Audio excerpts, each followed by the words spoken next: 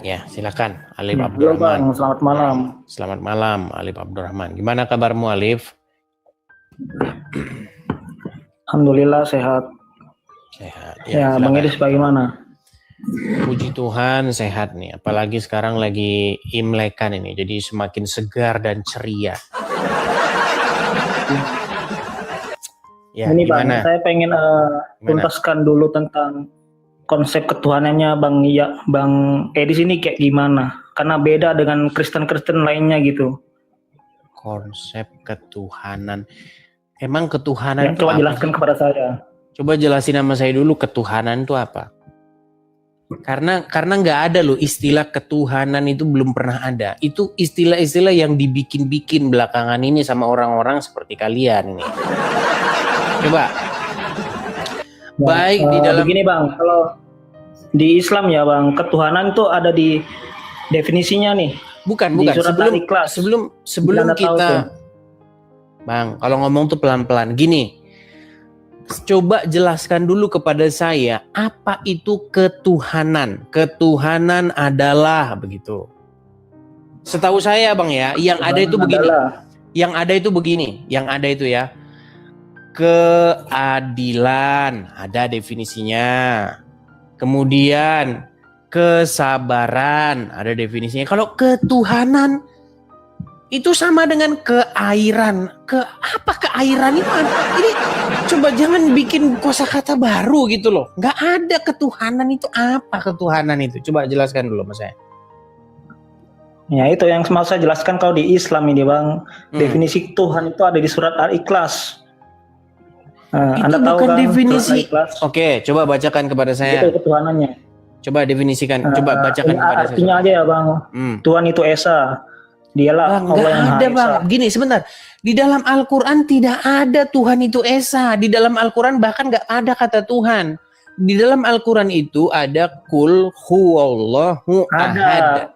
Ilah itu Tuhan artinya Bang. Bang, di situ tidak ada kata ilah, yang ada Allah. Ya Allah itu namanya, nama Tuhan tersebut. Ilah kan ada asyhadu alla ilaha illallah. Nggak ada Bang di situ Tuhan, jangan mengada-ngada. Di dalam surat Al-Ikhlas itu tidak ada kata Tuhan, yang ada kata Allah.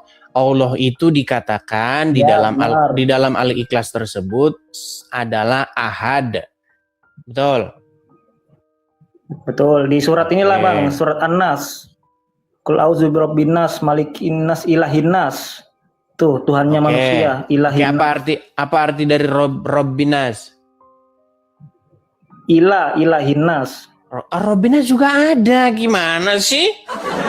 Coba baca surat Al-Ikhlas, Anas coba. Qul a'udzu birabbin nas. Rabbin nas, apa arti Rabbin nas? Nggak ada Rabbin nas Bang, malikin nas. Nggak ada sih. Coba baca ulangin, coba. Rabbin nas, betul. Rabbin nas, betul nggak? Ada nggak? Anda nggak hafal surat An-Nas tapi Anda seolah-olah hafal gitu. Bentar, kita tunjukin dulu ya. Sebentar. Nggak ada katanya Rabbin nas. Memang berat ini dia ini ya. Malikin nas, ilahin nas. Sabar. Coba cari. Tenang ya. Surat An-Nas. Oke. Kita buka di sini. Saya balikin dulu kamera saya, Bang ya. Oke. Ya, sudah kelihatan ya sekarang? Di sini ada kata kul, betul? Betul, katakanlah. Kul auzu, betul? Bi, nah ini ada kata Robbi, betul? Kul auzu bi rabbin nas. Oh ya, betul Bang. Betul nggak ada kata Rabbinas? Betul. Nah, apa arti daripada Rabbinas? Coba terjemahannya apa itu Bang? Katakanlah, aku berlindung pada Tuhannya manusia ya. Iya, dan ini sebenarnya bukan Tuhan tapi Tuan. Ya, kan itu kan Rob kan artinya pemelihara, itu ada memelihara kan, pemilik. Ini loh Bisa Tuhan. Tadi kamu bilang Tuhan kok. Tuhan Ya, kan kamu betul. bilang Tuhan. Berarti Allah Tuhannya manusia. Ya, betul. Nggak, kita ke Rob, arti artinya pemilik. Pemilik apa tadi itu? Pemilik. Tuhan juga bisa. Oke, baik. Kita bahas tentang Allah ya. Gini, Nggak, Bang. Bang, kita bahas ke konsep ketuhannya Bang Edi sini. Oke, baik. Karena berbeda dengan Kristen lainnya Ya kan. memang berbeda. Kalau sama ya agama kita sama, beda Bang, beda. Nah, coba jelaskan Bang. Begini ya, perbedaan ya Tuhan Anda dengan Tuhan kami itu begini. Kalau Tuhan kami itu bisa menyatakan keberadaannya. Begitu. Nah, kalau Tuhan kalian itu tidak bisa menyatakan keberadaannya. Makanya Tuhan kalian itu berasal daripada imajinasi ya, itu si M. Makanya kata Aisyah pernah berkata, sesungguhnya aku tidak pernah melihat Tuhanmu kecuali begitu sigap menuruti hawa nafsumu. Nah, jadi kesimpulannya Tuhan kalian itu pekerjaannya adalah menuruti hawa nafsu dari si M. Jangan ke situ Bang. Berarti intinya Tuhannya Bang Edi. Sebentar, saya tanya dulu. Manusia. Tenang dulu, Alif. Tuhannya Bang Edi menjelma jadi manusia gitu kan. Begini. Karena Bagaimana gitu. Ya, makan mau saya jelaskan kan? Oke. Ya, betul. Bagaimana Tuhan yang Maha Kuasa yang menciptakan langit dan bumi ini menyatakan keberadaannya. Nah, caranya itu dengan cara dia mengutus Sang Firman atau anaknya menjadi manusia. Seperti itu. Nah, ketika Sang Firman itu datang ke dunia menjadi manusia, dia itu disebut sebagai Immanuel yang artinya Allah beserta kita. Jadi kehadiran Yesus di tengah-tengah umat manusia itu adalah kehadiran daripada Allah. Makanya kata Tuhan Yesus, barang siapa yang melihat aku, ia telah melihat dia yang mengutus aku. Jadi di mana ada Yesus, disitulah Allah berada, disitulah Allah hadir di tengah-tengah manusia. Makanya kami itu mengenal dengan istilah yang namanya Shekinah. Shekinah itu artinya Tuhan berkemah di tengah-tengah manusia. Begitu. Jadi di mana ada Yesus, di situ ada kebangkitan. Di mana ada Yesus, di situ ada hidup yang kekal. Begitu. Ya, maksudnya menjelma jadi manusia, bukan yang menjelma menjadi manusia itu gini saya jelasin. Tuhan, bukan begitu. Gini, bukan menjelma sebenarnya ya, mengambil rupa gitu. Sebagai yang menjadi manusia, yang mengambil rupa menjadi manusia itu adalah Sang Logos, begitu. Bapa di sorga, dia tetap berada di sorga. Dia tidak pernah menjelma menjadi manusia. Bapa di sorga itu tidak pernah menjelma jadi manusia. Jadi yang turun menjadi manusia itu adalah Dafar atau Sang Firman. Begitu. Nah, Sang Firman itu Yesus utusan yang menjelaskan tentang Tuhan Bapa di surga gitu, Bang. Iya, mencerminkan. Ya. Jadi Yesus adalah dia yang mengejawantahkan Bapa di surga itu. Jadi melihat Yesus itu sama seperti melihat Bapa di surga. Mendengar Yesus ya, itu sama seperti mendengar Bapa di surga. Yesus gitu. Dijelaskan sama Yesus, Nabi Isa, Nabi Musa, kayak gitu. Bukan Nabi Isa, Bang. Nabi Isa itu adanya di dalam Al-Quran. Itu produksi Arab Saudi. Bang, saya nggak pakai Yesus. Gimana sih? Yesus sama dengan Musa nggak, Bang? Sebagai utusan. Bentar, jangan lari kemana-mana. Anda kan bertanya dulu tentang konsep ketuhanan Anda bahasa tadi kan. Gini Bang, jadi kepada siapa kami bertuhan atau bertuan, yaitu kepada Yesus. Karena bertuhan kepada Yesus itu sejatinya adalah bertuhan kepada Bapa di surga. Karena Yesus itu adalah pengejawantahan daripada dia. Begitu, Bang.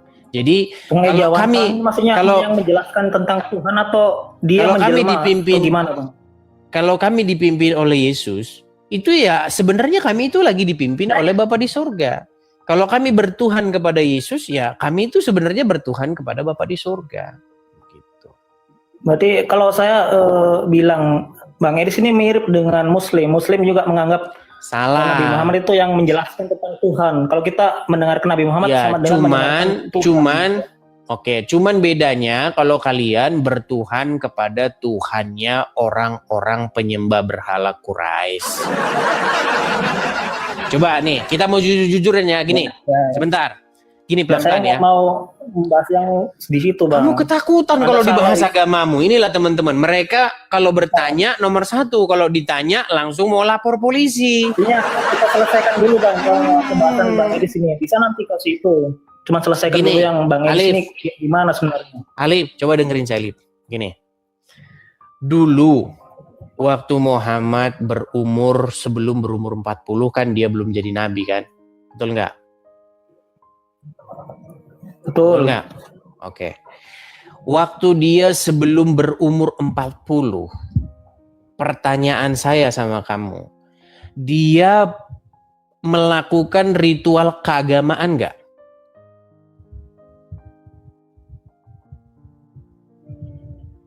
Saya kurang tahu ya, Bang. Nah, langsung meninggal kan kamu kalau ditanya itu. Gini. Kan Mr. M, kita bikin aja Mr. M ya, gini.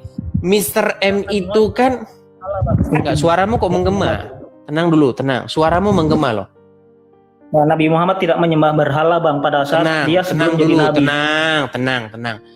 Kamu ini kalau ditanya agamamu kayak ada yang kamu sembunyikan loh. Kenapa sih kamu menyembunyikan sesuatu? Quraisy itu pagan, Bang, ada menyembah berhala, tapi Nabi Muhammad tidak. Makanya tenang dulu. Gini.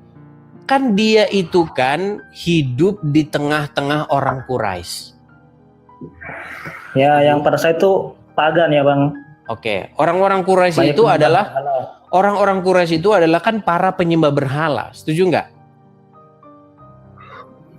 Betul. Oke. Waktu mereka para menyembah berhala itu, mereka mengucapkan itu nggak? Labbaik Allahumma labbaik sambil keliling-keliling Ka'bah, sambil tawaf di Ka'bah. Saya nggak tahu, Bang. Bagaimana cara penyembahan? Inilah kamu ini pura-pura. Gini, biar saya jelaskan. Tenang. Gantian ngomong, Alif. Kamu ini menyembunyikan sesuatu, dengar. Menurut sumber dari agama itu sendiri, agama itu maksudnya agama Islam ya. Orang-orang Quraisy itu pada waktu itu mereka melakukan ritual agama mereka di Ka'bah. Setuju? Ya, betul. Oke, mereka tawaf. Mereka tawaf di Ka'bah. Setuju? Setuju. Bahkan ada yang sampai telanjang. Oke, mereka tawaf. Muhammad tidak mengikuti itu. Iya, mereka tawaf sambil telanjang. Nah, pertanyaan saya kepada Anda, waktu itu mereka sedang mempraktekkan ajaran agama penyembah berhala di situ. Setuju? Setuju. Nah, itulah yang diterusin oleh nabimu itu. Cuman sebentar, dipoles dikatakan inilah ajaran agama sebelumnya. Itulah fitnah yang nyata. Dan tiadalah nabimu itu melainkan adalah seorang pembawa fitnah yang nyata.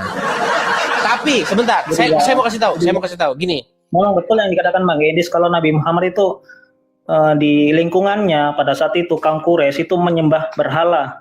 Nah, kenapa? Makanya saya bilang agamamu itu asal usul sebentar.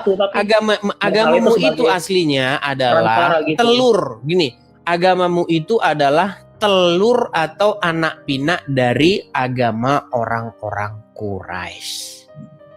Enggak, Bang. Anda gimana itu? Itu fakta membuktikan. Oke, saya tanya dulu ke Bang Edis nih tentang Nabi Muhammad. Bukankah pada saat Fathul Mekah, Nabi Muhammad dan para sahabatnya itu menghancurkan berhala-berhala yang disembah.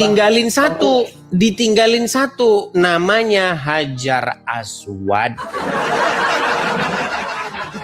Makanya sekarang kalian kalau dulu sebentar, kalau dulu berhala-berhalanya banyak, ada macam batu. Loh, ini loh. Saya kasih tunjuk ya. Dulu mereka itu suka menyembah batu. Nih. Saya tunjukkan sama kamu hadisnya ya. Nih, hadis. Nih. Ya, kebiasaan sebentar ya. Sabar.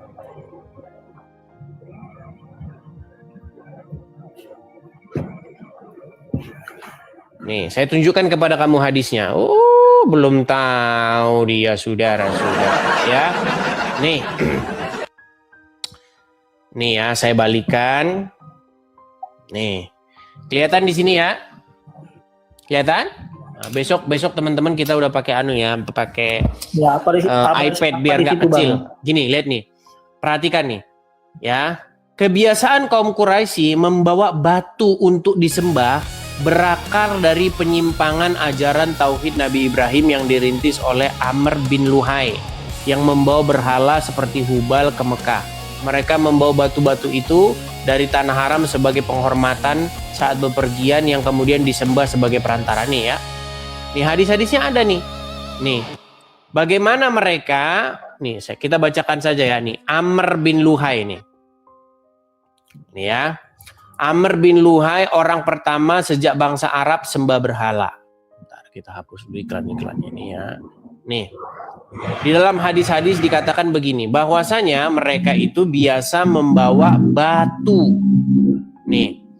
Amr bin Luhai adalah orang pertama. Saya bacakan dulu, tenang, Bang. Ya. Mereka berkata nih, ya, Amr bin Luhai pergi ke Mekah dari negeri Syam untuk sebuah keperluan.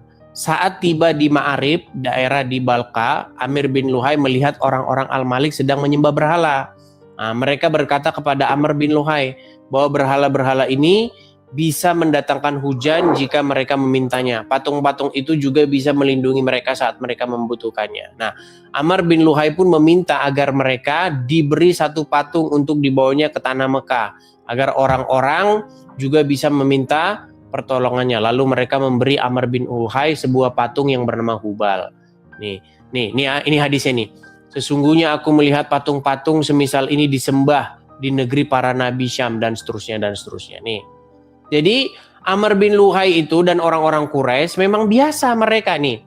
Diriwayatkan dari Abu Hurairah, nih ya, Nabi Muhammad pernah berkata, aku pernah melihat Amr bin Luhai, nih ya, ususnya dan seterusnya nih ya. Nih, jadi jelas mereka itu biasa membawa batu dan ditaruh di Ka'bah untuk disembah. Nah, sekarang tinggal satu namanya batu hitam. Ya, nah, itulah yang kalian sembah-sembah sekarang. Ada sejak kapan, Bang? Apakah yang bawa itu tapi siapa namanya? Lufah, siapa tadi namanya? Amr bin Luhai. Berhala. Amr bin Luhai. Apakah dia yang membawa batu Hajar Aswad? Ya, orang-orang Quraisy pada waktu itu. Berarti anda cocok logi. Gini aja, gini. Enggak cocok logi, gini aja, gini. Sebentar, gini. Anda tahu nggak dulu, sebentar. Dulu waktu Muhammad pertama kali jadi nabi, apakah Ka'bah itu langsung dijadikan tempat penyembahan? Apakah pada saat jadi nabi pertama gini, kiblat kalian pertama kali itu apa? Masjidil Aqsa. Oke, kenapa? Coba Anda jelaskan. Kenapa Muhammad dan para pengikutnya tidak langsung menjadikan tempat itu sebagai kiblat?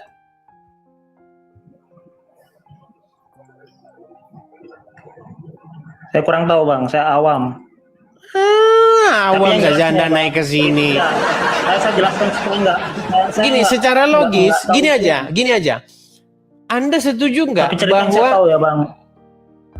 cerita yang saya Gini, tahu. kalau kita Kenapa ngomong tuh satu-satu, Alif. Gini. Di Laksa itu ya perintah Tuhan. Tenang. Kita ngomong satu-satu, Alif. Kita ngomong satu-satu. Diejek sama kaum. Kita ngomong Ya, satu-satu. dulu. Gini. Kenapa dia tidak menjadikan tempat itu sebagai tempat penyembahan? Jadi sebenarnya Muhammad dan para sahabatnya tahu bahwa tempat itu adalah tempat penyembahan berhala. Setuju?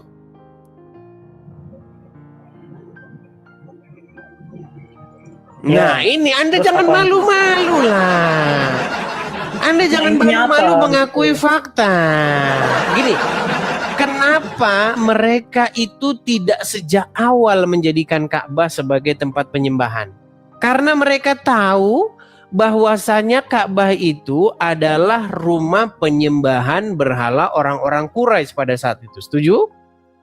Enggak. Kalau saya mendengar di perspektif Bang di sini kayak seolah-olah kiblatnya itu ditentukan sama Muslim. Kaum Muslim pada saat itu. Oke, jelaskan kepada saya kenapa tidak sejak awal Muhammad menjadikan Ka'bah sebagai tempat penyembahan. Itu benar juga, mungkin karena ada berhala jadi Allah tidak memerintahkan ke situ dulu. Nah, kenapa? Kok kiblatnya ngikut-ngikut orang Yahudi? Ya, kalau masalah itu saya kurang mendetail itu. Jadi di sini makanya saya bilang gini, Alif, begini. Makanya saya bilang begini. Sebenarnya kembali ke konsepnya kalau di sini ketuanya kayak gimana? Ya ini konsep ketuhananmu itu gini loh, konsep ketuhananmu itu bertelur daripada ajaran orang-orang Quraisy. Yakni orang-orang para penyembah berhulu. Lalu kalian tempel-tempeli bahwa itu adalah ajaran nabi-nabi sebelumnya. Inilah fitnah yang nyata. Tidak pernah ada nabi-nabi sebelumnya mengajarkan itu, mengajarkan putar-putar batu, sembah-sembah batu, nggak ada. Itu namanya fitnah yang nyata. Jadi saya berkata kepada kamu begini, Alif, begini. Omongan saya sama kamu begini. Coba mulai sekarang ya, di hari yang baik ini kamu sudah waktunya ganti Tuhan. Jangan lagi kamu menuhankan Mr. M. Jangan lagi kamu menuhankan Mr. M yang menuhankan Allah yang sesungguhnya adalah Mr. M, ya. Kita kembali ke topik utama, Bang. Ya, dah itu aja ya. Karena apa? Karena sesungguhnya Kenapa sebenarnya Allah itu sesungguhnya adalah Mr. M? Kenapa? Karena menurut Aisyah pekerjaan jangan ditutup kameramu. Lari saudara.